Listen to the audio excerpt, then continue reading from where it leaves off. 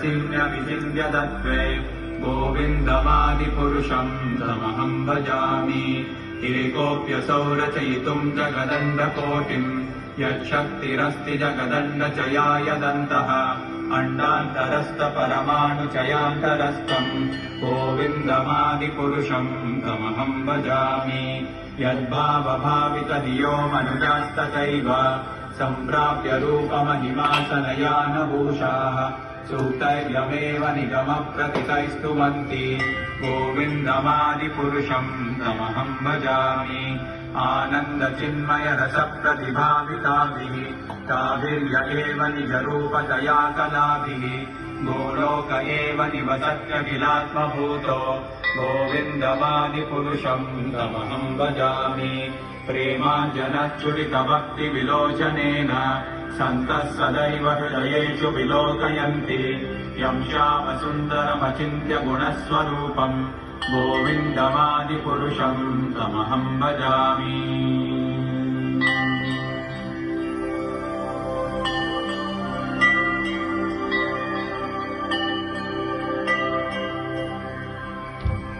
रामादिमूर्तिषु कलानियमेन तिष्ठन् नानावतारमकरोद्भुवनेषु किन्तु कृष्णः स्वयं समभवत् परमः पुमान्यो गोविन्दमादिपुरुषम् तमहं भजामि। यस्य प्रभा प्रभवतो जगदण्डकोटि कोटिष्वशेषवसुधादिविभूतिभिन्नम् तद्ब्रह्मनिष्कलमनन्तमशेषभूतम् गोविन्दमादिपुरुषम् तमहं भजामि। माया हि यस्य तेन भुवनानि जयत्यजस्रम् गोविन्दमादिपुरुषम् तमहं भजामि। गोलोकनाम्नि जनाम्नि तले च तस्य देवी महेश हरिधाम सुतेषु तेषु ते ते प्रभावनिजया विहिताश्च येन गोविन्दमादिपुरुषम् तमहं भजामि।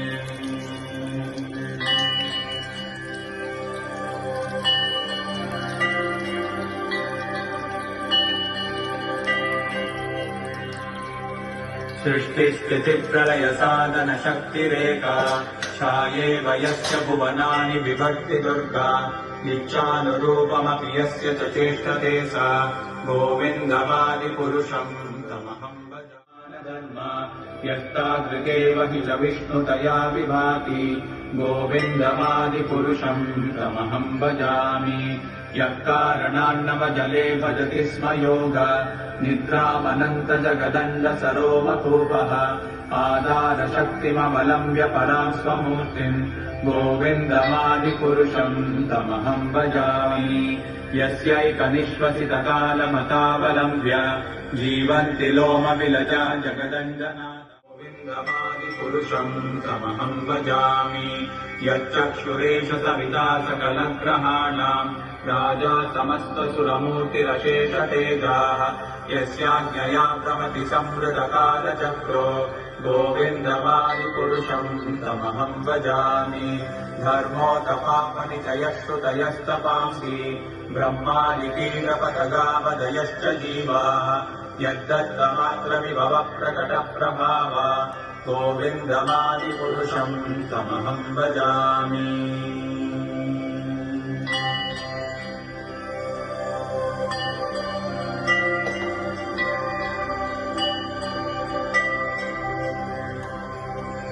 यस्मिन्द्रगोपमतवेन्द्रमहोत्स्वकर्म बन्धानुरूपफलभाजनमातनोति कर्माणि निर्दहति किन्तु च भक्तिभाजाम् गोविन्दमादिपुरुषम् तमहं भजामि।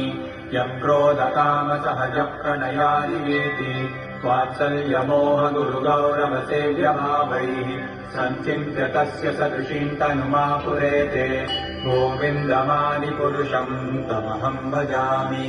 श्रियः कान्ताः कान्तः परमपुरुषः कल्पतरवो द्रुमा भूमिश्चिन्तामणिगणमयीतोऽयममृतम् कथागानम् नाट्यम् गमनमपि वंशी प्रियसखी चिदानन्दम् ज्योतिः परमपि तदा स्वाद्यमपि च स यत्र क्षीराब्धिः स्रवति सुरभिभ्यश्च सुमहान् निमेषार्धाख्यो वा व्रजति न हि यत्रापि समयः भजे श्वेतद्वीपम् तमहमिह गोलोकमिति यम् विदन्तस्ते सन्तत्क्षिति विरलचारा कतिपये।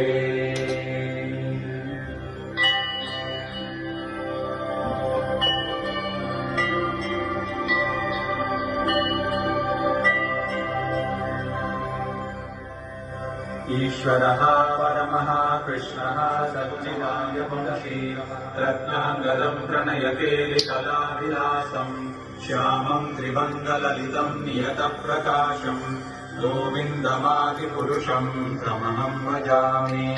अङ्गानि यस्य सकलेन्द्रियवृत्तिमन्ति पश्यन्ति पान्ति कलयन्ति चिरम् जगन्ति आनन्दचिन्मय सदुज्ज्वल विग्रहस्य गोविन्दमादिपुरुषम् तमहम् भजामि। अद्वैतमच्युतमनादिमनन्तरूपम् आद्यम् पुराणपुरुषम् नवयौवनम् च वेदेषु दुर्लभमदुर्लभमात्मभक्तौ गोविन्दमादिपुरुषम् तमहम् भजामि।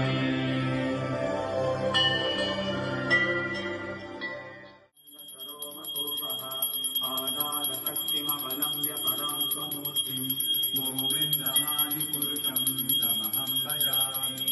यस्यैकनिश्वसितकालमतावलम्ब्य जीवन्ति लोमविलजा जगदञ्जनाथाः विष्णोर्महास्तरिहयश्च कलाविशेषो गोविन्दमादिपुरुषम् तमहम् भजामि।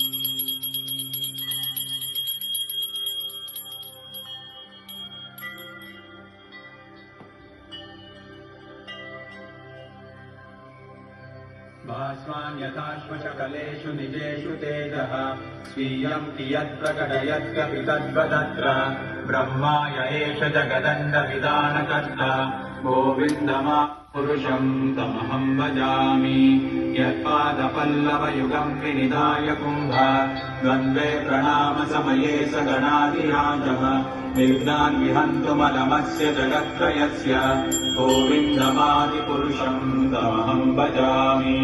अग्निर्महीगगनमम्बुमरुद्दिशश्च कालस्तथात्ममनसीति जगत्त्रयाणि यस्माद्भवन्ति विभवन्ति विशन्ति यम् च गोविन्दमादिपुरुषम् तमहम् भजामि। यच्चक्षुरेश सविता सकलग्रहाणाम् राजा समस्तसुरमूर्तिरशेषतेजाः यस्याज्ञया भ्रमति संवृतकालचक्रो गोविन्दमादिपुरुषम् तमहम् भजामि। धर्मोतपापनिचयश्रुतयस्तपांसि ब्रह्मादिकीटपतगापदयश्च जीवाः यद्दत्तमात्रविभवप्रकटप्रभावा गोविन्दमादिपुरुषम् तमहम् भजामि।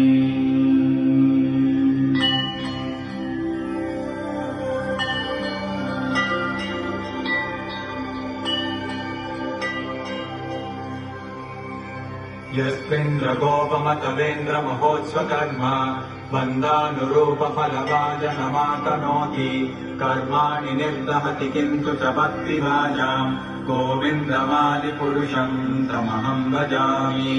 यम् क्रोधकामसहजप्रणयादिवेति वात्सल्यमोहगुरुगौरवसेव्यभावैः सञ्चिन्त्य तस्य सदृशीम् तनुमापुरेते गोविन्दमादिपुरुषम् तमहम् भजामि। श्रियः कान्ताकान्तः परमपुरुषः कल्पतरवो द्रुमा भूमिश्चिन्तामणिगणमयी तोयममृतम् कथागानम् नाट्यम् गमनमपि वंशी प्रियसखी चिदानन्दम् ज्योतिः परमपि तदास्वाद्यमपि च स यत्र क्षीराब्धिः स्रवति सुरभिव्यश्च सुमहान् निमेषाद्धाख्यो वा व्रजति न हि यत्रापि समयः भजेष्वेतद्दीपप्रमहमिह गोलोकमितियम् विदन्तस्ते सन्तत्क्षिति विरलचारा कतिपये।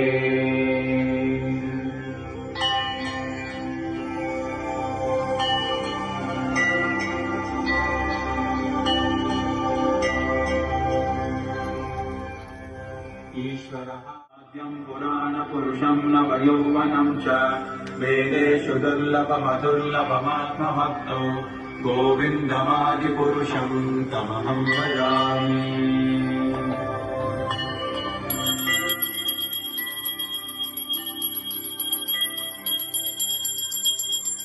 पञ्चाशुकोटिशतवत्सरसम्प्रगम्यो